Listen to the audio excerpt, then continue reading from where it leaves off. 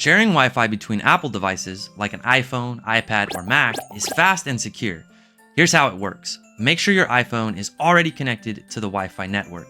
On the other iPhone or iPad, so your guest device, open Settings, tap Wi-Fi, and then tap on the same network that your phone's on. A prompt appears on your screen, and you tap Share Password, and that's it, you're done. They're connected instantly without ever seeing the password. Now, if your guest doesn't have an iPhone, you can still share Wi-Fi easily using a QR code. Open the Shortcut app on your phone and tap Add QR your Wi-Fi shortcut.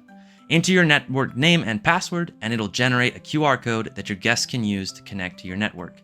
Anyone can scan it, Android phones, laptops, and even smart TVs, and connect in seconds, but they have to have a camera. This method can be safer because the password is never shown or typed, only people nearby can connect, and it reduces mistakes and keeps your network secure. If you want help setting something like this up, creating the QR code, or making your home Wi-Fi easier to share, we can help. Reach out to us here at My Computer Works. Our number's always at the beginning and the end of the video and down in the description. And while you're down there, please hit that like and subscribe so I can see you on the next one.